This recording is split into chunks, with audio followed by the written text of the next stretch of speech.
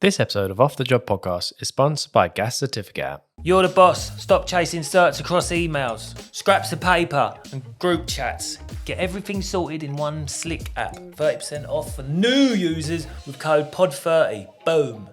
This episode of Off the Job Podcast is sponsored by Ridgeline. Right, it's not about us bickering today, yeah? No, Come on, boys. Come on. Don't make me bang your heads together. Carry on. You want to hold my hand? No, don't touch you. Don't talk to me. Cuddle? Fuck off. Oh dear. Welcome back to another episode of Off the Job. My name's Pete. I didn't actually Obsessed. I got Don't pain in my cut brain. that out. Don't cut that out. My name's Kieran. My name's Pete. Today we've got a very special guest. We've got Joe, Screed Pappy. That's me. The first Screeder on the show. The first Screeder. Screeder. Am I the first Brummy, though? No. We've had a few, yeah. We've had a few of you, Lord. Would you rather be the No, first me. Brummy than the Screeder? Nah, there's not many Screeders about, to be fair, that people know about. So Screeding's not your prime. Is it your primary or is it underfloor eating's your primary? Sort of? yeah, so originally it was the Screeding. That's how we started, but they both go hand in hand. To be fair, there's a lot of Screeders now do the underfloor heating, unless the plumbers do it. But it's not very often plumbers want to do it really. So So you run in all pipe work and everything as well? yeah. So I do all the pipe work, pipe it up to manifold, leave it pressurised, and then the plumber comes and does the hard part. That's not a bad niche, is it? That? No. Do you know what I mean? Like you say, it's like normally like I'll do all the running of the pipe work and that, and then like the builders or whoever who are screed the floor. But now they've just started running their own pipe work, but they don't want to get involved in manifold and pressurising, so it makes my job even easier because they, mind you, do you run it to regs? Do you do everything right? Do you know what I mean? Do you get questioned on that? Mate, the amount of jobs I turn up to and they're so bad because it's not regulated, is it? So like anyone can do it, but a bit like everything else, isn't it? It doesn't mean you're doing it properly. So it's some of the jobs we turn up to, if we're just screeding and they go, oh no, so-and-so is doing the plumbing, or I'm going to do the underfloor heating, or I'm going to do it myself. You turn up to them, they're like, you've got centres of like 400 centres, 100 centres, like, you know what I mean? It's just horrendous. So I work really closely with Snug now, and they do all of everything for me, all the heat loss calcs, everything. So we can just hand that back over to the plumber then, or the builder, and nice and straightforward. So yeah, you've been through a lot of transitions throughout your sort of career and life. So yeah, grew up in Birmingham then. Yeah. How was sort of school growing up, and yeah, how was you in school? So school was sound for me when I was younger, and then when I started going to middle school. So we do 3-tier where I'm from. So we do first, middle, and high. And I was at middle school at sort of, I would say like year 5, year 6, I was okay. And then as I started going into year 7, 8, I just started to become a bit of a dickhead, to be honest. I like the way I say that. I just started to become a bit of a dickhead. Basically, as straightforward as that, yeah. And then got involved with the wrong crowd as I went into high school. It's going on, there was loads of stuff going on at home and that. Yeah, why do you think it happened that you turned that way? I would say like childhood trauma, if you like, sort of things that were going on at home. So I lived with my mum and my stepdad was an alcoholic. So he was a farrier, used to shoe horses. And when foot and mouth came along, I don't know if you remember that, when they was burning all the cattle and everything, he wasn't allowed to go onto site basically to go and do his job. So it took a massive financial impact on him. And I think then that sort of drove him towards the alcohol basically. So yeah, that kind of had a bit of an effect on me. I think subconsciously at the time, I didn't know it was happening. I didn't know that was why I was doing what I was doing. I just thought this is who I am kind of thing. But now I look back, obviously I've got kids now, so I kind of understand now it can have a massive effect on what happens to them going forward, so. Yeah, because when you're in it, you don't really think about it, do you? You don't know why it's happening. Yeah, what's it's just going normal, on. isn't it? Because that's your life, do you know what I mean? That's the day that you're living every day, day in, day out, so. But when I do look back now, I think it did, and I'm one of those people that think things happen for a reason, right? So although I might have been going through some bad stuff, I think that's made me the person I am today, and I understand now, so I change things to try and make things better for my kids. I agree with that mentality. That's exactly where I'm at. You know what I mean? I wouldn't change things that's happened in the past. I wouldn't bring people back who've died because I'm where I am because of what's happened and what I've been through. Yeah, exactly the same sort of thought process of you. So when you was at school, was you like getting into trouble at school? Was you skipping school? Was you in trouble with police or whatever? What was it? How I've never been arrested is beyond me. Oh, really? But I think I was always naughty enough to be told off, but never that naughty. Yeah. So when I was at school, I was basically a class clown. I was always just messing about and that, always trying to be centre of attention. I remember once I was in a music studio. So our school was like quite heavy on the music side of things, and they had a recording studio and stuff. And I did music as a GCSE. And I remember going into the recording studio once with a fire extinguisher and just going. So I was just an idiot, basically. So I was never, really, really bad until I probably got to about 15, 16. And then I started knocking around outside of my area. Like I lived in a well-to-do area. It was like everybody that knows the area. It was like, oh, posh boy, But I started knocking around in a worse area, sort of about, 3-4 miles up the road then with some slightly questionable characters. And my mum found a knife in my bag. And this just, she actually worked in the community at the time in Neatchels, which is a really rough area in town. And she took me to go and see this guy called Anthony, a massive, massive black bloke. And he'd been involved like big time with like gangs and like armed robbery and all that kind of stuff. And he just sat down and told me, he said, the day I changed was the day that my mum came in to visit me in prison. And I could just see the look on her face. And that just like clicked something with me. And I was like, I need to sort my stuff out. Like, I wasn't carrying a knife because I was going to use it. It was just status. Like, what's the mindset around that? Why, would you and your mates carry? Mate, I don't know, because it wasn't even like, I was knocking around with some like rough kids or whatever they used to get involved in some pretty fruity stuff, but it was never like I'm carrying a knife because I'm going to use it because I need to use it. It was never in that kind of environment. I think it was more of a case of like, look at me, I'm hard. Yeah. But like now, like if I found out my son was carrying a knife, I would batter him.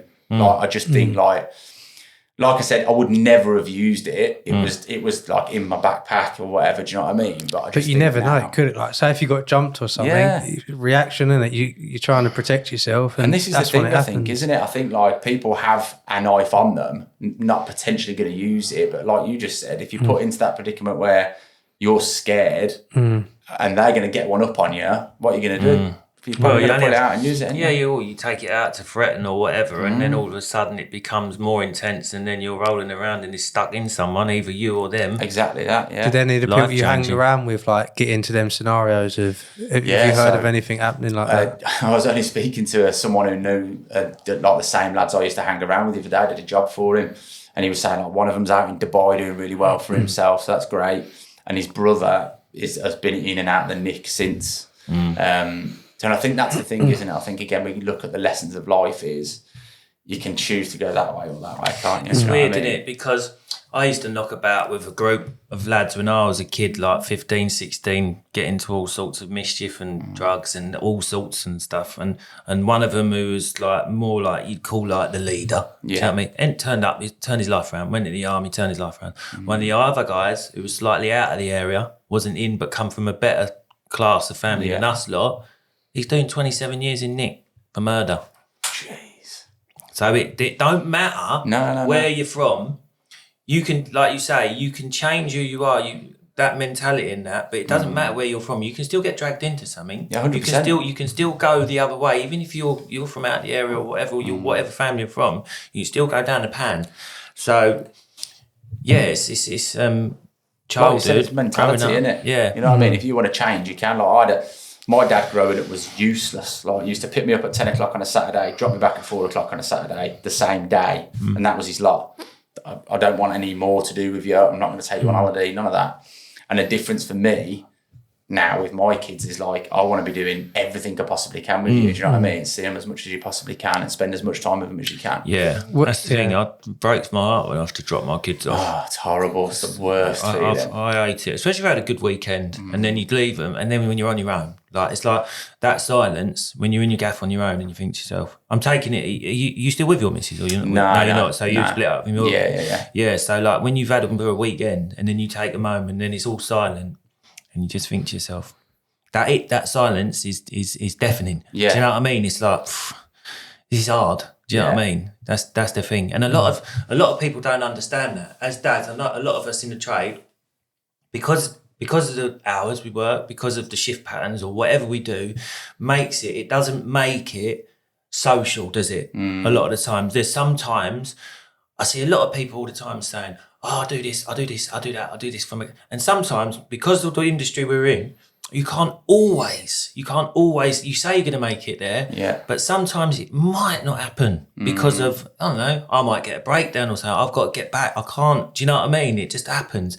And people go, well, but you can't, because you still have to provide for them as well, do you know what I mean? And that's the art of balance, isn't it? Especially when in the trades, when you're a single parent, I guess any life, sort of like whatever you do for a job, balance with when you've got a broken family or whatever you want to call it, it's very, very difficult. Very difficult. It is, mate, 100%, because you've obviously got to keep the finances coming in, haven't you? And have that, it's that whole thing, like you said about the balance is like, quality time, but also being able to afford to do everything that you want to do as well. You know what I mean? Because if we could afford it, we'd do anything, wouldn't we? Do you know what I mean? We'd take them out. I'd have a brilliant weekend with my kids this week. I'd do it every weekend. Every weekend I have my kids, I'd do something like that every weekend if I could. But it's just not financially viable, is it? No. Ridgeline's flexible stainless tubing saves you serious time on site.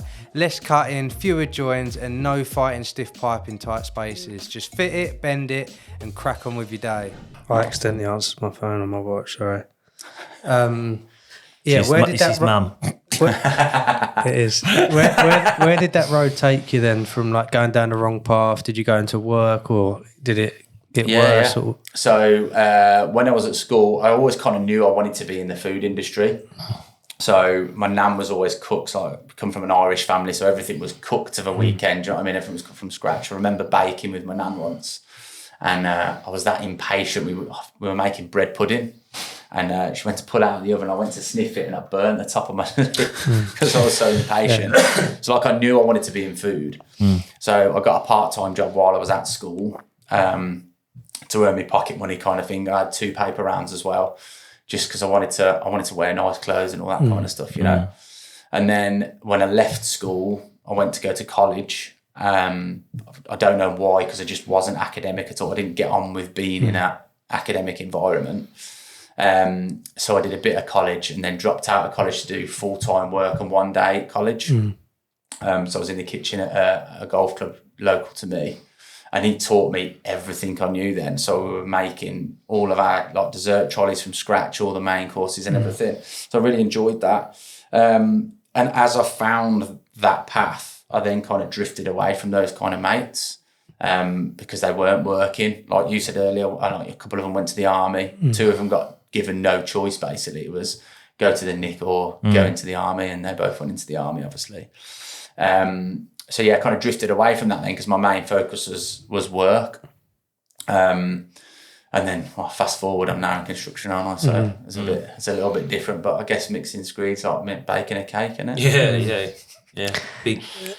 So you went into bake, so you wanted to be a chef then, or? Yeah, mate. Yeah. So I was a chef for like 12 years, and then I owned my own business, like a little farm shop, delicatessen in the village where I grew up.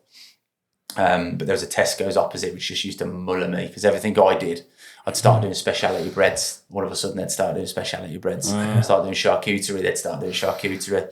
They had like a mystery shopper that used to come in basically, and then feed back to them. How did you get that business going then? So, funny story. I went to Malia to do a season when I was, how old would I have been? Like 19.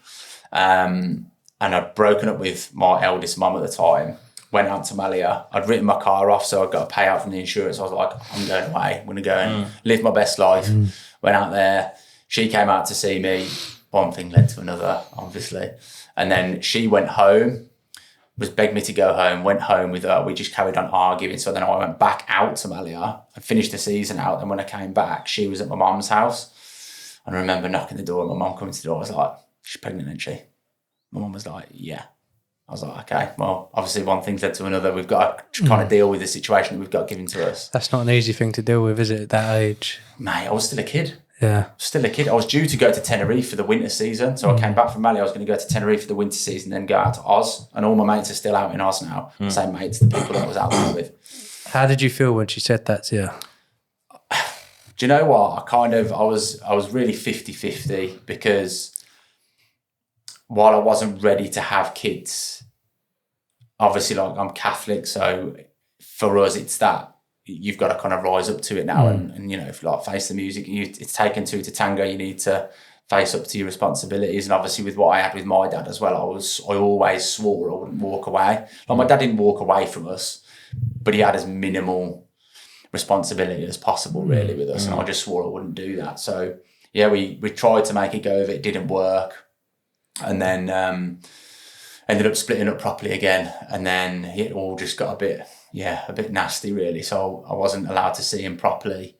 I used to get to see him on a Sunday. I wasn't allowed to have him overnight. So I used to get him from Sunday from like 12 till 6, then have to take him home. And then gradually, as he got older, took her to court and then managed to get more custody of him. So I used to have him then once in the week, every other weekend, and 50% of the time in the holidays then. But yeah, that led into the shop. So when obviously I found out that she was pregnant, I was like, I've just come back from being abroad. I've got no job. I mean, obviously I'm not scared of work. I'll go and do anything. I'm not bothered to earn money. But this shop came available in the village, and I was just like, do you know what? I fancy a pop at that. So I spoke to my mum about it. My mum chucked a bit of money in for me. And everybody around was like, this is a bad idea. Like, he's still a kid. He can't run a business, blah, blah, blah, blah, blah. And I was in the shop for 6 years. So it was, you know, I wouldn't have said it was a successful business. I kept it running for 6 years. So I did outside catering as well, which was a good money spinner. But the shop was just hemorrhaging money, basically. So it kind of just plateaued the whole time. And then, yeah, finished that and then went into sales, then selling food. And I did that for like 6 years. And now I'm here doing what I do. Construction. How does that work? So how does that work? The change. The transition, yeah. So it was during COVID. So basically in COVID, I was working for a big multinational food service company called Bid Food. Other brands are available. And it was a great job. So I was working in a small little place before, a family-run business. They had like 3 depots, basically, one down in the south, one in Oxford, and then one in the Midlands. And then I got headhunted by this company, went to go and work for them, and it was great. I was like, oh, you know, this is always what I've wanted, nice fancy company car, good wage, blah, blah, blah, blah. And then COVID came along, and as it did for most people, just completely wiped everything overnight. So I looked after NHS and education. Those were my 2 biggest sectors, as well as some like pubs and restaurants, but that was minimal.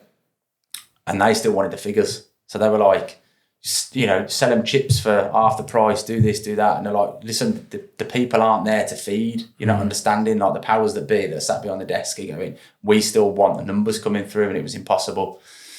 So I turned to drink. I was really bad on drink. I was doing like a bottle of spice rum a day. Obviously the weather was good at the time, so I was kind of like sat outside on my laptop totting, and, you know, I'd be cracking a beer at like 9. I basically treated it like it was a holiday. So I was drinking from like 8, 9 o'clock in the morning, you know, right the way through. And it was just, I just became miserable, basically. Oh, this is during COVID? Yeah. And I was like toying with the idea of doing something else. And anyway, I had my review with the gaffer sort of after COVID, and when you could go and like be closer to people again without the 2 metre rule. And we did some switchovers of an account. So one of the account managers was going from the Birmingham depot down to the Bicester depot. So when she started doing the account handovers, I started speaking to the customers, and I was like, I've noticed that she's spoken to you about this. And they're like, you're joking, we haven't seen a rep for 2 years. I'm like, what do you mean? They're like, we haven't seen anybody since the last account manager. And this started coming more and more apparent with a lot of the accounts. And then I called my gaffer out on it basically and said, look, these customers haven't been seeing an account manager. I just want to let you know. I started copying them all into each email chain, and I got pulled into the office for my review, and then she basically called me out for bullying this last account manager. It's like, I'm not bullying her. I'm just saying, like, she hasn't been doing a job. Like, if I was doing this, she'd be pulling me up on it. So what's different, you know? Anyway, that kind of was the straw that broke the camel's back, really. So I got signed off on the sick. I got prescribed with some fluoxetine, so an antidepressant. Started taking that, and I just kind of spiraled, really. And then one day I went to go and walk the dog, and I live right by the motorway, the M5, and I stood at the fence, and I kind of let go of the dog, and I was just like, I need to walk across here and just see what happens. And yeah. What do you think brought all that up then? So during COVID it started, you started drinking. You didn't really drink much before that. I've always been a drinker. Obviously, I've been surrounded by drink pretty much my whole life. Obviously, my stepdad and stuff. And I kind of always knew in the back of my mind it might be a problem for me, but never really sort of, I suppose, admitted that it was an issue. I think I've always been an addict. I've got an addictive personality. Like, you know, I throw myself into the gym, I throw myself into running, but typical ADHD trait is I go ultra focus, and then I'll get bored of it and go, I need to find something else now. And I'll buy all the gear. I'm similar. Yeah, mate, it's like, it's frustrating. It's frustrating. But yeah, so I think that I kind of, like I said, always knew I'd got a problem. But until I stopped drinking, I didn't understand how bad the problem was. I was so selfish. All I cared about was my night, going out on the drink and all that kind of stuff. And yeah, like now I look back and it upsets me now, because I used to think like Friday night used to be my night. So I used to go out on a Friday night, I'd get blind drunk, probably fall asleep on the sofa with a kebab on my chest most of the time. And then on the Saturday, obviously the missus was at work, and it was my turn to like look after the kids or whatever. At the time, CJ would have been probably like 12, 11 maybe. And Archie would have been, well, Archie was born then. I'm trying to think how old Archie would have been. I can't remember. Archie would have been like 1, 2 maybe.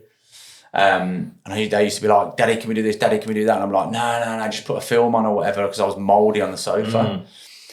And now I look back and just think, like, what a wasted time of being a dad. And I was basically doing what my dad was doing. Although I was present, I wasn't actually present. Do you know what I mean?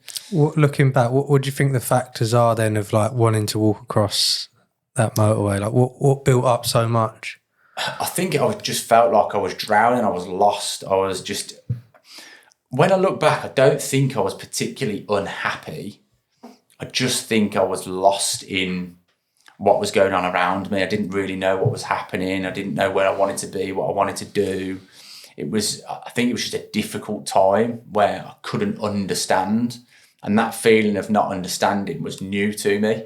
I've always, if there's a problem, I'll fix it. If I'm not happy, I'll go and do something else. You know what I mean? And I think with that, I just kind of thought, I don't even know, to be honest, why I had that thought.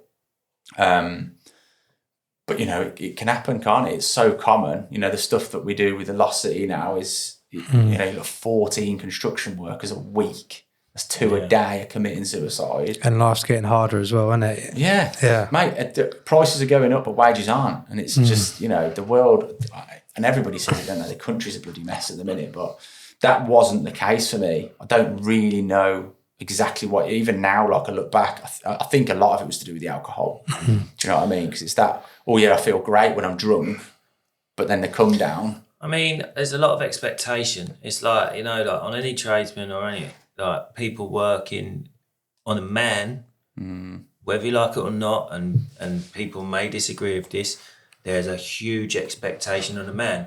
We all talk about equality, yeah. But that expectation is still on the man. It's still emphasised on the man. And the man goes out to work every day, and if he's not bringing the bread home, he's not bringing the money home, and he's not getting the bills, that's going to weigh heavy on him. Don't matter what generation we're in. Don't matter if your missus does go out to work and she brings home the bacon as well, that weighs on a man as pride. Yeah, and that's what I think that's what weighs on a lot of blokes. And if you throw into the mix that he's now separated from his family, and he's got this feeling of loneliness and unsure of whereabouts, where to go. And the fact that he's trying to keep a roof over his own head, he's trying to do stuff for his kids, he's trying to keep his ex happy, he might be trying to keep a new partner happy, he might be trying to go into a different thing. All this gets up there in the end. And that is why we've got a problem within the construction industry of this happening, because of the expectation on men. Yeah, and I'm sure it happens to women. Women are out there as well, where they're single mothers and they've got a lot of shit on them. And let's not be honest, right? There are some blokes out there. Let's be honest. No, yeah, let's be honest. There are some. He said, let's not. Sorry. No, let's be honest. There are some blokes out there who will not do fuck all. Yeah. They will not give their ex money. They will give them the bare fucking minimum. Yeah. They will pay themselves, the bare minimum. Yeah, to get away with it. And taking the cash, and give them that, and to expect their fucking ex to live on 50 fucking quid a week. How many fucking kids can you look after on 50 quid a week? A woman can't do that. No. I know they get in their benefits and that and stuff now, but to actually stand there as a dad and go, do you know what? I'll give her what they tell me to, because that's how much I'm showing coming through. Yeah. And I'm proud of that. I'm proud of giving her 50 quid a week and fuck all else. Yeah, what? Because you feel disgruntled because your relationship didn't work with her. I think that's the worst thing is when somebody, a parent or both parents or whatever, uses the kids as a tool. Yeah. That pisses me off. Me because too. I had that happen. Yeah, because like you said, you had minimal Oh, time. mate, like literally, I used to pick him up. You shouldn't have to go to court to see your kids. Shouldn't. Mate, it's 50-50, I've right? never had to. The one thing I can say about my ex is she never made me go to court to see my kids. They've always been, don't get me wrong, we've been through hard times. Yeah.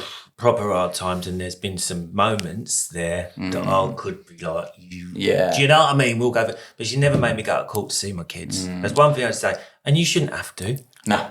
And your kids shouldn't have to be put through that. It's going to affect the kids. It's going to affect the kids. Take 100%. away that your relationship, if it's bad or good, think about the kids, how it's affecting them. Because when they get older, they're going to know about all this, and then they could rebel against the mum. About earlier. Yeah, so what's that? Yeah, how old are the kids now, if you don't mind me asking? So CJ's 17 and Archie's 8, he's 9 this month. So the eldest, has there been any effect from that? Do you know what? I say no, but I think there has been. He's got a really broken relationship now with his mum. Not through his fault. I think it's difficult for him because he's seen two different sides of a relationship, I guess. Are we all right to talk about this? Yeah, that's fine, man. That's fine. So he's got when me and his mum split up, he's seen they live their life, their family live their life in a certain way, okay? Not the way that I would agree with, but again, they might not agree with how I live my life, but I think that since we split up, she's never really had a solid, stable relationship. So she's had partners in and out of her life and stuff, and the latest one's been this is the thing as well, right? This is one thing that I find hard, right? Don't introduce your kids to random partners who you've only just met after 2 months, a month or whatever. Don't introduce. Yeah, totally agree. Just keep your life separate from them kids. You get time with your kids. Yeah. You get time on your own because your ex-partner is taking the kids to their house. So in that time, do that with your partner. Totally agree. Don't entwine them. There's absolutely, once you get maybe 6, maybe like a year down the line, and you're serious about each other, then maybe start introducing them very slowly, not move him in, do you know what I mean? And all this bollocks. Because I think society's got that though now, hasn't it? Like society now is very much like everything needs to be perfect. We need to be wearing matching pajamas at Christmas. Exactly. You know what I mean? And what people want to do is they want to show that their partner that they're getting on and they're moving on with it. Like, I'm so happy now with him or happy with her. Look at us, we're all happy. No, you're not thinking about the big picture here. Do you know what I mean? Because let's be honest, even after a year and a half, 2 years of a relationship, don't mean you're going to last the fucking time. No, mate. Anything can happen, can't it? That's the thing. I mean? The thing is, especially not so much maybe in your case because you had it the way it happened with you. Yeah. But I was married and I had 3 kids. I didn't plan on going fucking anywhere, mate. That was me for life. I want to be fucking single. I was with my wife, my kids. But you don't foresee it. No. Do you know what I mean? And a lot of people can look in and judge and say, should have done this, should have done that. You know what I mean? I ain't got no fucking idea of what's going on. Hey, people change and life moves every on. 7 years, I reckon. Circumstances change as well, you know what I mean? Especially in our industry. Like, I don't know whether... I mean, I'm fortunate enough that I'm busy. I'm quite good at what I do. I'm very good at what I do. Right, yeah. Sell yourself. Yeah. But like, you could go, I can go with having like 3 weeks worth of work to then go in and go, oh, actually, do you know what? I've only got a week's worth of work ahead of me now. That changes. That puts stress and pressure on you. You know, everything can affect you on a day-to-day life, can't it? And money is the biggest stress in this world. I know when I'm got no money, I'm getting more stressed out. I'm getting the ump more. I'm totally, do you know what I mean? As soon as I've got a bit of money in the bank and I think to myself, I ain't got to worry about that anymore. Yeah. Do you know what I mean? They say money don't make you happy, right? It ultimately it don't. Yeah. But it makes things a lot fucking easier. It does, mate, 100%. You don't got to worry. Yeah. Do you know what I mean? Definitely. How did you turn things around then from like, that moment? So a really random one, and I'm quite big into things like the universe working in mysterious ways, right? So I'm religious, so I do believe in God. So I'm like, God and the universe work hand in hand kind of thing. That's my train of thought. And I got a message I didn't get a message. I saw on someone's Instagram story, funnily enough, before I was obviously doing this, that they were looking for volunteers to go and help out at a festival down in Newquay, Boardmasters. And I've always wanted to do something like that. So I was like, yeah, okay, I'm going to volunteer. So I volunteered and went mental health stand. The guy has now actually become a really good friend of mine. He's been at the golf day this year. And he just spoke to me on a level, was just like, look, this is how my life was. And he was into banking, I say banking like insurance in Canary Wharf, like really sort of high-flying job, very Wolf of Wall Street style guy and job. And he just started talking to me on a level and explained mental health to me, but not from a point of view where I was like, you're depressed, you're anxious, like mental health, poor, like explaining in a bad way. He was saying like, you know, when you smile because you've seen that sunset, that's mental health. When you choose what you wear for the day, that's mental health. He said, there's, you know, everybody is automatically assumes when you discuss mental health, it's about depression, anxiety, and suicide, but it's not the case. And anyway, he just spoke to me on a level, and I was drinking and everything while I was down there. And then the last day, Maverick Saber's my favourite artist. And I got to see him live at Boardmasters perform my favourite song, I Need. And I just started crying, and it was just like something hit me. And I was just like, I need to change my life. Did mate pop his head around the corner going, mental health? yeah, pretty much. Yeah. And I went back and said to him, I said, mate, like, I don't know what's just happened. I said, but I've just had this feeling of like pure, like overwhelming emotion. And he said, sometimes that's just what it takes. And I stopped drinking then. So when I left Boardmasters, I stopped drinking, and I didn't touch a drop of alcohol for like 4.5 years, 5 years maybe. And I've just started slowly introducing it back in now. So I can have that's like not easy. I'll take my hat off to people that cut it out, because it's, especially if you're addicted as well. Is that don't mean it. Is that a wise thing, is it? Do you think introducing it back into your life? Like, do you know, yeah. So I've always been really worried about reintroducing something into my life that's obviously an addiction. But it's so hard, and you get so alienated when you don't drink. And I saw something the other day, and I've seen it many times, where people say, if you're sat in a booze with your pals and someone says, you can have a beer, and you go, no, they're like, all right, weirdo, why do you have a drink? You do get that. You wouldn't do that with a line of bugle, or shooting yourself up with heroin, or taking an ecstasy tablet. Yeah. Why is it strange not to drink, but it's okay if you don't want to take drugs? Drink isn't out. Is that mindset though? Is that like, because I go through spits and spurts where I'll be like, I don't want to drink for whatever reason. I don't want to drink when I'm around with me mates. I'll go out on the beer with my mates, and I'll drink non-alcoholic beer. Yeah, right. Because I might be driving somewhere. I might be going out the next day, and I don't want to be fucked up. Yeah. So my mate go, you fucking poof. Yeah. Like, do you know what I mean? That type of, I hang about that old school crowd where they say them slurs and stuff like that. And I'm going, I don't give a fuck what you say. I'm here to have a beer with you. Like, I'm here in spirit, not in fucking spirits. Yeah. Do you know what I mean? That's the way I see it. And that's mindset. So that's your mindset, whether or not you can get over that. Yeah. And your mate should really accept you for making life choices, not trying to bully you into fucking doing something that you might not be necessarily comfortable with. I wouldn't accept it. If somebody said, oh, you can't come because you're not having a beer, I'd be like, fuck you, I don't want to come because you want to make me have a beer. Yeah. Do you know what I mean? Mate, I lost, I would say, pretty much all of, if not majority of my friendship group when I stopped drinking. Yeah. Because all of a sudden I wasn't, Joe's going to come out and have, get pissed and have a good laugh and that. I was still me, but I just wasn't acting like a dickhead. Like, because it's hard, isn't it? Because everything revolves around drinking a lot of the time. It's a culture. Did you stop? Like, how did you stop drinking? Did you stop going out with them, or would you go out and? You have to though, don't you? Yeah. What did you do to stop? First of all, I was like, I'm not. So obviously Fridays, I'm not going to go out on a Friday. I'll just stay in and I'll, whatever. And then I started going out again, and I'd go, right, I'm just going to have a 0 beer or whatever. I've never been one to go to a pub and have a Coke. I don't really drink fizzy drinks other than like energy drinks. So then I started going and having a 0 beer or whatever. And at the time, you got to think like, 4.5, 5 years ago, 0 had only really just started coming to the market. They got like Beck's Blue and Heineken 0 that weren't very nice. I like Heineken 0. Yeah, it's got better now, to be fair. It smells like weed though. Yeah. Doesn't Yeah, it? it does, yeah. My mate, I'd open it up in the pub and he'd go, oh, do you want some crayons? Who's got a spliff? Yeah. You show me your spliff. And then he'd go, oh, do you want some crayons with that? you funny prick, innit you? You know what I mean? But yeah, so I just stopped really. And then as I started slowly going out and reintroducing like the social life again, but drinking 0s, people just accepted it, really.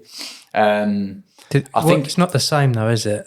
Like, how did you still enjoy it, or you're like, why am I here? Like, people just drunk and being stupid. Like, yeah, I think when you like at the start of the night, it was sound because like everyone's still on the same wavelength and that, and then gradually as you start to see people become more pissed and listen, like lads in a boozer on a Friday night after a shift at work or whatever, it's the normal, innit? Like, oh, fucking hell, I've banged 5 geezers out, and then a few of them will get on the old. I get it. My mates would be, they're rowdy, right? They're proper rowdy. And like, if you're in that situation where you're sober, you see them acting like that, you think to yourself, oh, fucking hell. But when you're in that situation where you're laughing and you don't see the rowdiness because you're part of the rowdiness, I get that. But it's whether or not you can separate yourself from that. Yeah. It's like when I'm not trying, but I'll go and do my thing on a Friday with other guys who do my thing. Yeah. And they're having a few beers before they do the thing. I'm not mentioning it because I don't want Kieran to think that I'm bigging myself up, right? It's sort of that the performing shit, right? So I won't never drink before I go and perform. Yeah. And never, because I don't want to rely on that. Do you know what I mean? If you get to that point where habitual, I've got to have one before I go on, don't want to do it. Do you know what I mean? It's not. So I think I've disciplined that part of my life has disciplined me with the drink. Yeah. And it's habit, mate. Like you've just said there, if you started going, right, I'm going to have, let's say you started saying, right, I'm going to have 2 drinks before I go on stage. Yeah. And all of a sudden, just by pure coincidence, you're a funnier guy because you've had your 2 drinks or whatever. It never is. All of a sudden you go, those 2 drinks are making me. And then it becomes habit. And this is the thing, you train yourself. Mentality again is like, I can have a good night when I'm drunk, but I can't have a good night when I'm not or whatever. Yeah. And it becomes habit to drink when you're happy, habit to drink when you're sad, habit when you're celebrating someone's birthday, habit when you know what I mean? All of these things, it's habitual, and that's the culture we've created. I think that thing, the stage stuff that I do, has helped out with me when I'm in company of people who are drunk. Because most of the people who watch me are drunk. Yeah. Do you know what I mean? A lot of the time in these places. So being around my friends who are drunk, it don't really bother me as much. Yeah. Do you know what I mean? Because I'm sort of used to it, sort of thing. Did you have to get any help with stopping the drinking, or did you just do it all yourself? No, I just did it myself, mate. I'm really, really strong-minded. So when I set my mind to something, I'm doing it. Like there's nothing that's going to stop me. I was saying when I quit smoking all those years ago and stuff, and I I've done drugs, I've done all sorts, and I'm lucky where I can just go, oh, that's it, I'm done. I can move on, and I can. What were the things in your head that are keeping you like, right, I can't have another drink? What was like, if I do this and I could, like, if I drink, this is going to happen. What's the things that kept you that willpower going? I think it was the fact that it was just going to like ruin my life potentially. Do you know what I mean? Go back to the mental health side of things.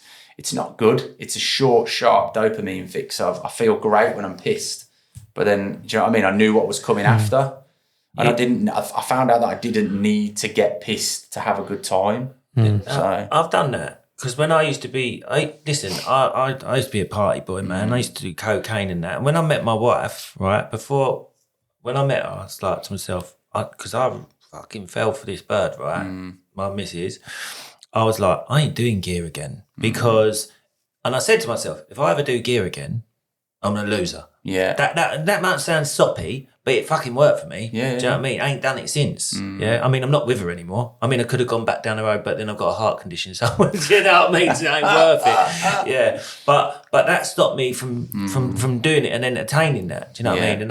And I do that sort of thing and say things in my head to stop me from doing things. Which, do you do that, Kieran? Do you do that sort of thing? You asked the question. Do you do that sort of thing? What? Like, if I do this, then this will happen. Do you know what I mean? Consequence. Do you make up like consequence in your head for if you're trying to give something up? As I've got older with the drink, I overthink it now. Like I'm slowly coming away from the whole going out and in the club. Like just being around that, anything that comes with it is just shit. And I think, sorry, quickly. Go on. I sort of went the opposite way without going into it too much. My dad was an alcoholic. Right. Then they split up when I was 8, but that almost pushed me away from it. Yeah. Because he done drugs, drink. So all my mates I grew up with all done cocaine before they went out. I was the only one that didn't do it. But I think that's because I see it, what happened to my dad. Yeah. So it almost pushed me the other way not to do it. Like I'll drink, but he has an addictive personality and maybe I don't. So that probably helped. I don't know. But. Well, yeah, I've got an addictive personality, but I was like, how old are you? 38. 38. So I'm 46. I will say as you get older, and I've noticed this, it is harder as you get older to mentally do stuff. Like, say for instance, I used to be like you. I would stop smoking and I'd stop. I made a bet with my mate to stop drinking for a year. I said to him, I want to stop drinking for a year. And he was like, nah, you ain't gonna do that. I said, if I give up drinking, you owe me 100 quid or whatever it is, whatever the money was. He said, how are we gonna? He goes, I ain't gonna. Listen, I will not drink for a year. And I purposely did not drink for a year. This was when I was about 22, 23, I think it was. Yeah. We got to the year, I got a pint, and I went bang, I knocked back a pint after a year because I could just do it back then. Yeah. But and same with smoking. I'd give up smoking. I go, right, I'm not smoking from this date. I'm done. Yeah. Now I'm older and I want to give up vaping. Bruv. Yeah, but vaping's a different story, man. I reckon they lace that stuff with crack. I am giving up vaping from the 1st of January. I'm going to make it my mission. And I'll say it on here now. I'm going to make it my mission to stop vaping from the 1st. Because I need a point. Yeah. I need to say... Because some people go, why don't you give up now? Yeah. Right? But if you need a starting point.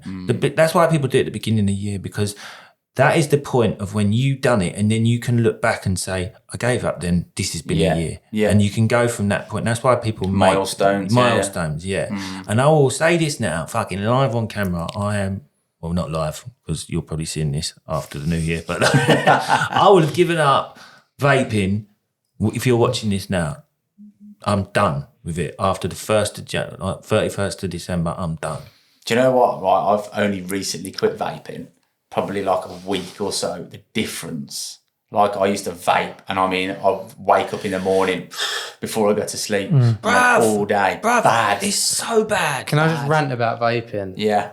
Go on. As a non-vaper, I don't get pissed off easily, but it pisses me off that people think they can vape in a room because it's a vape. Yeah. Like, even like guys at rugby, I come into the changing room, I couldn't even see the showers. Like, it was just a cloud of smoke. Steam from the fucking showers. Smelled nice though. Like, Blueberry. I get floss. it, because you're not lighting something, and it's a habit. You don't have to go outside, but it's just, vape, like, because vaping is evil, man, because it is purely directed at kids. 100%. It is directed at kids. All the bright colours, all the flavours. My 17-year-old does it. Don't tell me that ain't aimed at kids early, man. That's what that is all about. But it was originally brought in for smokers, wasn't it? Remember the e-cigs that looked like a fag? Yeah, my mate had it in a pub. I was like, "You're smoking it? Yeah. What the fuck's that?" Do you know what I mean? And like, yeah, you're right. And then all of a sudden, it's like you've just said, they're marketing it.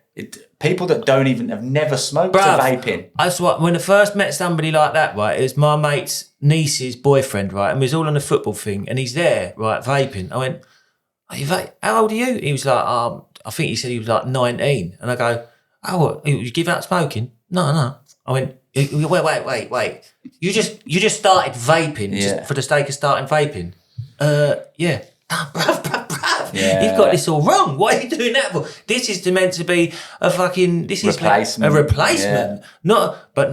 It's marketed at kids. 100%. Marketed at kids, and it's so fucking wrong, and it's so bad. Oh, it is. And we don't even know. That's the problem, isn't it?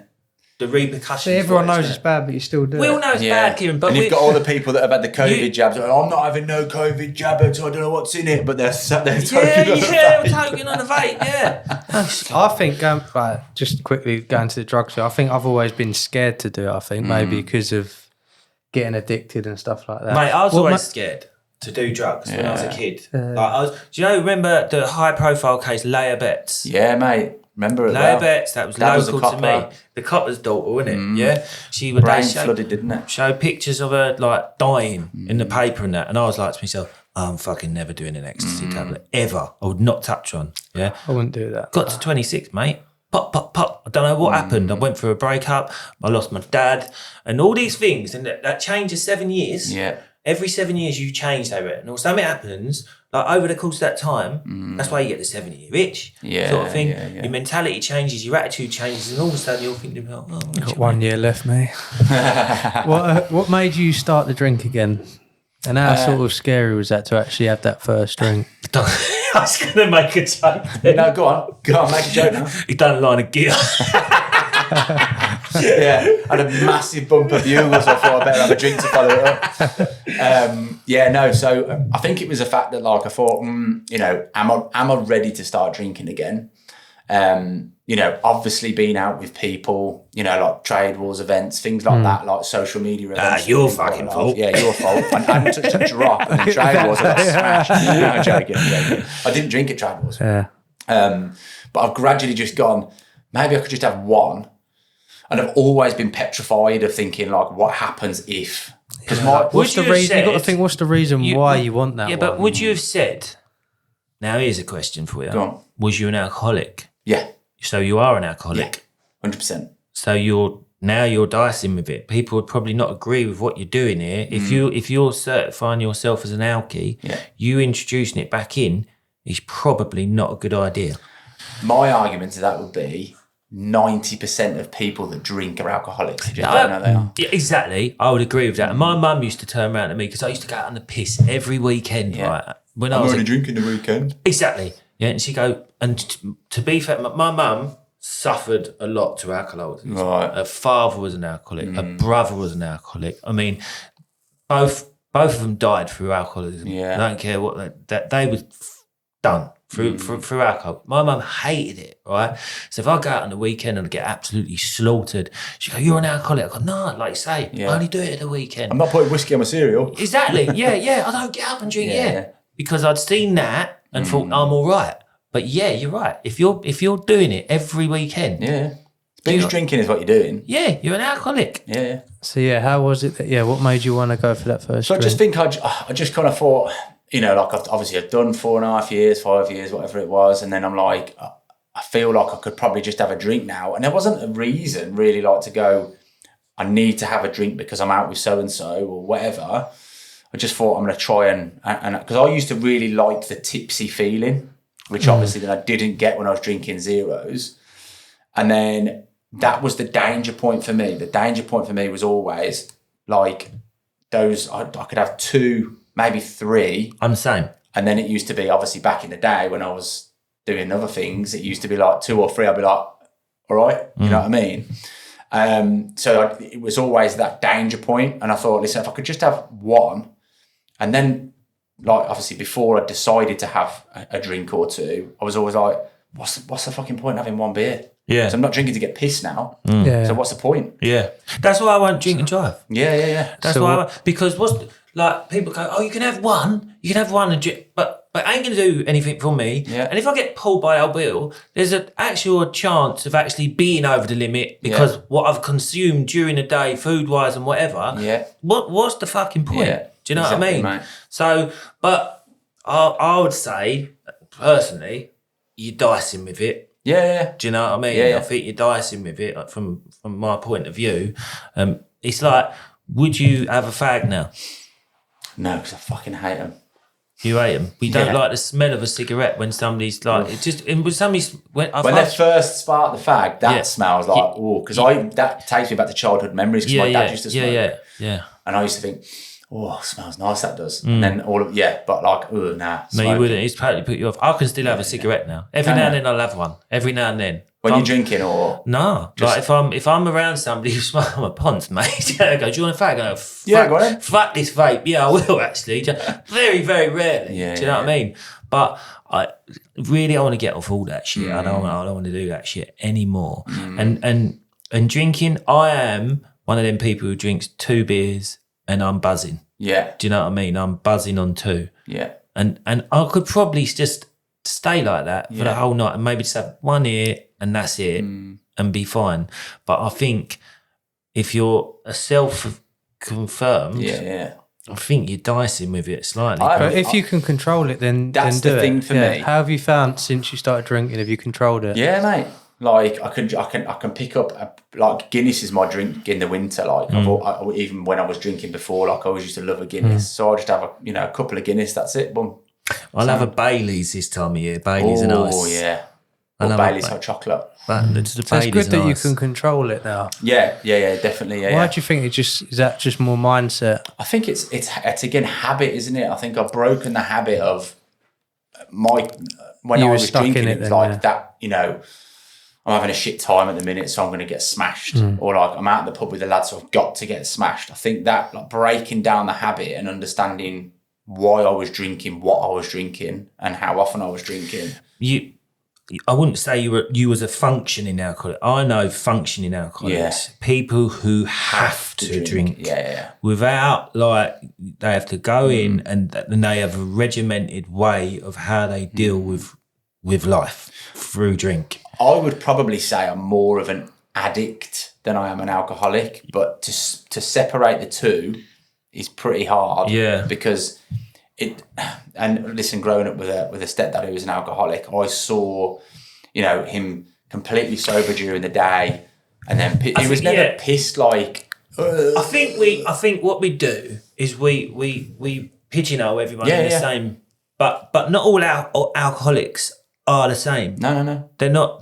When we think of alcoholics, we just think of somebody who gets up in the morning, sits on a park bench, gets smashed. Yeah, or puts fucking scotch in his milk and he's drinking it with his milk or whatever. Do you know what I mean? And but like you say, there is people who are addicted to it, but then there are people who function on it. Do you know what I mean? There is difference. There is a difference between it, and it's whether or not what bracket you class yourself in as. And yes, it's a difficult one. Yeah, mate. But like now, I could say, I'll knock the drink on the head again completely and not drink for another however long, or I'll just go, I'll just have 1 or 2. Yeah. I might have 1 or 2 on Saturday. I get it where you want to go out and sometimes let your hair down and think, you know what, I want to have a beer. But some people can't do that. Some people, as soon as they get a whiff of it, then they're back into the dark side, aren't they? Yeah, do you know what I mean? 100%.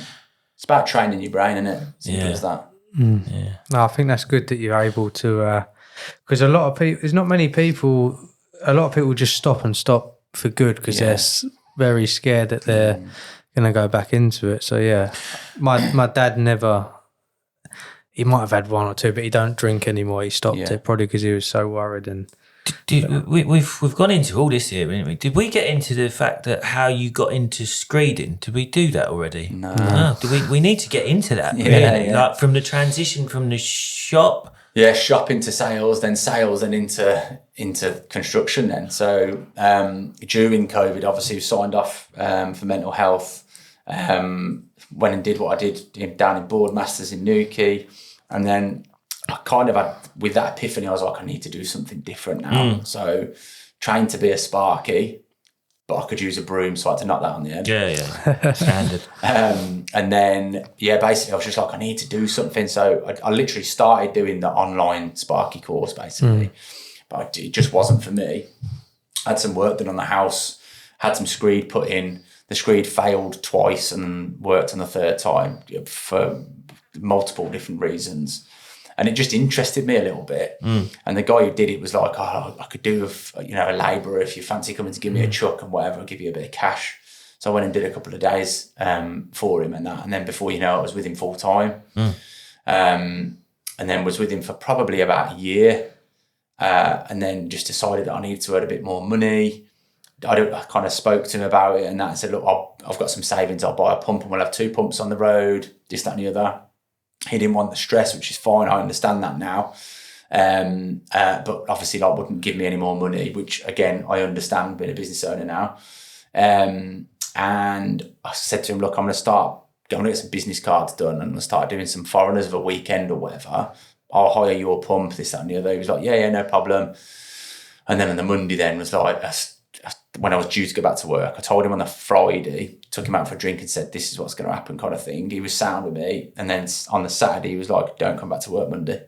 It's like, huh? Like, I'm not telling you I don't want to work for you anymore. I'm just telling you that I've got to earn a bit more money and I've got no ways of doing that with you. So anyway, that was it. So I had to try and find 45 grand to set the business up. All right. So I did begged, borrowed, stole, loaned, everything you can imagine basically. Got it all set up and we're 3 years this year. So I'm just doing my third year ends. so still sort of fresh then. Yeah, really, in the grand scheme of things, yeah. And we've grown and we've changed and whatever. I've set up another business now as well. So I've got the resin drives and patios that I'm doing now.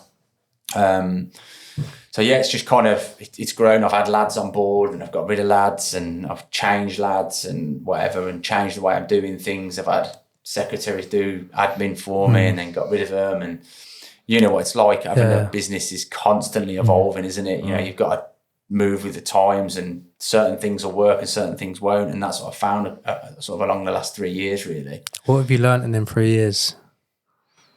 Oh, crikey, what haven't I learned? It's fucking difficult to be self-employed. Like, obviously I've been there before, but it was completely different. I think the biggest thing I've learned is like just to be resilient, but try and, you're going to get hiccups along the way. And I think the biggest thing is you're only as good as your last job. And I say this to I've said it to the lads that used to work for me. I say it to Billy now, who works for me still. If you're going in to do a job, treat every single job like it's your own house. Because if you don't and something's wrong, you've only got to go back and then you're losing money on that job and it causes headache for everyone. I just think just treat everybody the same, like, do a good job for everyone, really. So talk about the social media part of it then. So how did that come about? So was that to push your business? That was totally to push your business? Yeah. So when I first started, obviously I'd got Facebook anyway, I'd got Instagram, and then I thought I'll set up a business page and just document what I'm doing to try and get in front of other people and stuff. Always thought I would use it as an advert for the business to get more work. And I was getting, the odd job here and there off Instagram and stuff. Not massive on Facebook, but I do the whole joint thing. So whichever one I'm posting to, it goes to the other. And then gradually, bit by bit, I started to gain a bit of traction on, the satisfying stuff that we were doing. And then I went and did a job with Brad and Phil from the Home Improvement Channel for Matt Armstrong. And then it just kind of, I saw a different way of doing social media then. So kind of becoming a content creator as opposed to just walking around and going, this is what we're doing today, blah, blah, blah. And then it's just gone from strength to strength. So I'm not massive on Instagram or Facebook, but I really enjoy it. Something I really enjoy. I've met some fantastic people, like people I would class as really, really good friends now. Yeah. On there, and that I meet up with on a regular occasion. All the events and stuff, like the stuff that you guys put on, installer show, things like that. That without social media wouldn't be possible. And it's like I said, I'm not big on social media. People have got tens of thousands and millions of followers. I'm not, but people know me. Like when I go to events, people know who Screed Pappy is. I've been so like dominant with how I branded the business. Like everything's black and yellow. Everything is Screed Pappy. Like that's how people know. People don't even know my name. A lot of people just call me Pappy. Yeah. So I worked really hard on the branding of that, and it shows. And then the whole mental health aspect of it is I've used the platform then to try and promote the message I think is so important out there, especially in the construction industry, and got involved with obviously the Lost City and stuff. So, because you won an award, didn't you? Did you? Yeah. Fundraiser of the Year award, which wasn't what I was up for. I was actually up for Community Hero of the Year award, which Stephen won, which was absolutely fantastic, and he fully deserves it. But I didn't know that I was up for that. Oh, right. I knew I was up for Community Hero, didn't have a clue about this other award. And then So when they called your name out, you didn't even know? Mate, they were like, they obviously started talking. He's going, just get it out. Yeah. Give me another beer. He was in the toilet to give me. I've had a beer now, which one comes first? So obviously when he started talking, I was kind of like, and then he started talking about golf day then, and I was like, he started talking about the merchandise, and me and Sammy, who does all my workwear for me, bless her, we looked at each other and was like, fuck, this is me. Like, and then went up on the stage and received that. And listen, I don't do what I do for clout, and everybody knows that about me. I do what I do because I've been in that position, and I really, really, like, I get so much from helping other people. Like I get messages week in, week out, like, how have you done this? Where can I find help? Can I talk to you about this, or where did you go to find help for this? And just having an open conversation with people about normal stuff. And that's why I do what I do. It gives me a feeling of purpose, and you know what I mean? I think I get my buzz from that now. I don't get my buzz from drink or drugs anymore. I get my buzz from trying to help people, and and it's big, and I think a lot of people do. Yeah, it's honourable. Did you want to speak about that thing you set up, or is that just the WhatsApp? Oh, the mountain mindset. Yeah. So can do. Yeah. So basically, I was having a chat with a pal of mine. Obviously, did Snowdon with Russ this year, sort of earlier on in May, when I was doing 5k a day for mental health, and then decided to do 5k, climb Snowdon, then get back down and do another 5k. Like a fucking idiot. Mental. Literally. That's mental health right there. Literally. Yeah, 100%. So I was in a chat with a mate, and I just thought, you know what, like, there's something, I don't want to create a group where people have got to pay or subscribe or feel pressure to get involved in. I want to create something that's Get a together. bit of a, like, if you want to come, great. If you don't, great. This is what we're going to do. So basically every quarter, roughly, give or take, I'm going to say, right, this quarter we're going to climb Snowdon. This quarter, we're going to just go up a hill, or we're going to go for a walk around, I don't know, a park or whatever. The idea was the mountain mindset. The slogan is choosing sessions over summits. The other way around. I can't really say that, can I? Yeah, have a session instead of climbing a mountain. But choosing summits over sessions, basically. But again, I didn't want to go down the route of, if you're not sober, you're not coming.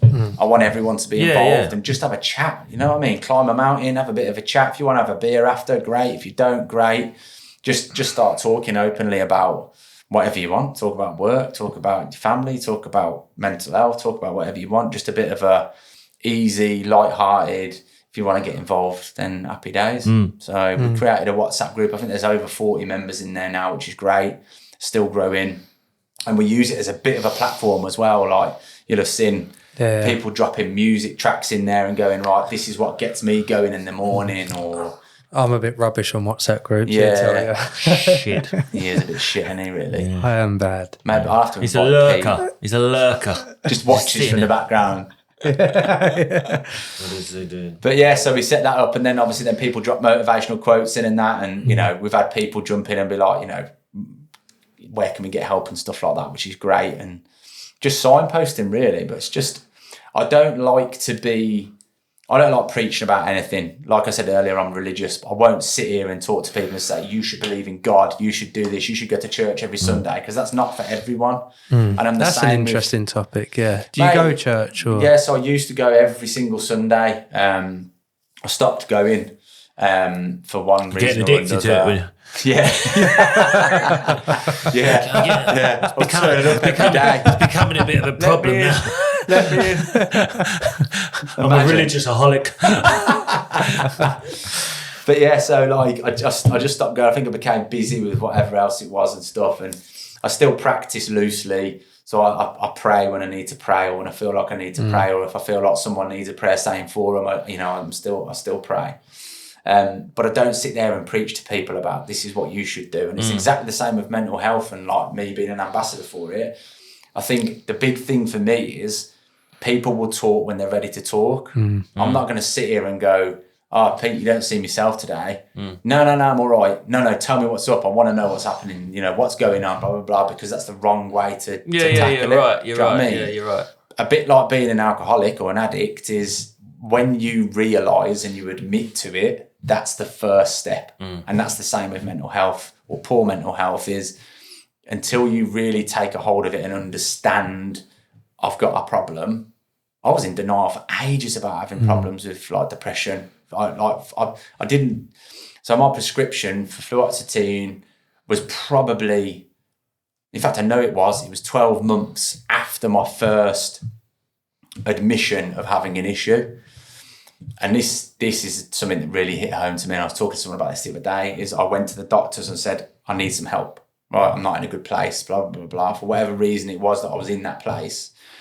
We'll get you some counselling. Perfect. All right. We'll send you a letter out in the post when obviously it's all ready to go and whatever.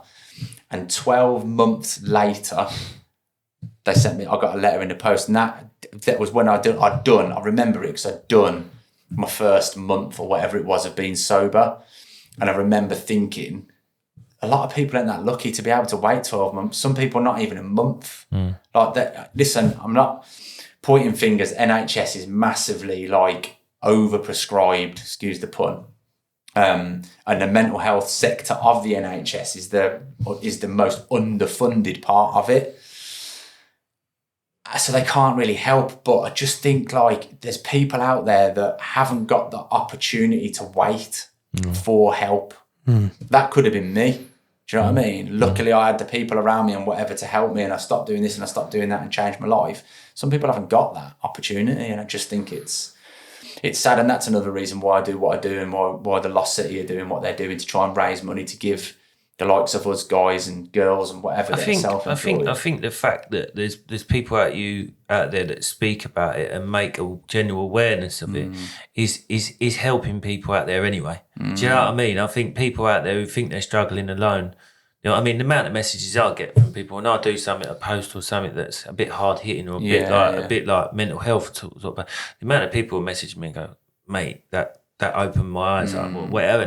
Not trying to say that I'm but if you bring it to the surface, people will then go, hold on a minute, I get that, I understand that, that's really brought it home to me, I understand. Do you know what I mean? And that generally can help a bit. Do you know what I mean? If they realise they're not the only one going, the amount of messages I've got of people who are saying, I thought it was just me. Yeah. Do you know what I mean? And you think to yourself, how do you think that? Like, do you know what I mean? But when you're in your own thoughts, you do feel alone and you do feel that it is just you.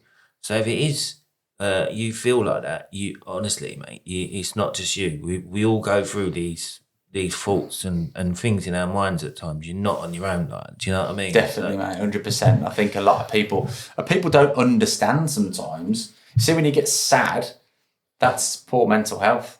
Like, people don't understand sometimes being at home on your own. So when you've dropped your kids off and you're sitting at home on your own, you're thinking, whatever you're thinking, nothing stupid, but you know what I mean? Just that sense of loneliness, that's poor mental health. Yeah. Do you know what I mean? And then you go pick them up and you're happy and smiling again. Positive mental health. It's about understanding it. And I think that's the thing is, we can talk about mental health and I can talk about mental health till I get blue in the face, but it's education is important. That's the thing, is educating people on what it is and how it can affect you positively and negatively. And that's the thing, everybody automatically assumes mental health is negative. It's not. Do you know what I mean? Be positive. Yeah, so obviously this is actually I'm not cutting it here, by the way, but it was in my head. This is actually the last episode of the year. Okay. So it would be good to sort of end it in a positive way. Sort of when this coming out, it's just after Christmas, before New Year. So it'd be good to end in like not that it's been negative. It's been good to sort of speak about your story, inspire and stuff like that, and the route you've changed. Yeah. Be good to, I suppose, how can we end in a positive way of like, there's never, you can always turn yourself around. 100%. I think that's the thing. And I think like, listen, I'm not here to go, oh, look at me, I've turned my life around, I'm amazing, because it's not what I'm about. But I do, I say this quite a lot to people, is rock bottom, you can say diamonds are formed under pressure, blah, blah, blah. What I say is at rock bottom, that's where foundations are built, and foundations are what create a strong form for everything else, aren't they? And I think that's the thing, is you can be rock bottom, but if you're looking for help and support and that, you can get where you need to be. And it's, I think, I'll add a little bit here. If you can do like anything, right? If you can do something for somebody else, right? So it's not financially, you're not making anything financial out of it. They're not making any financial out of it.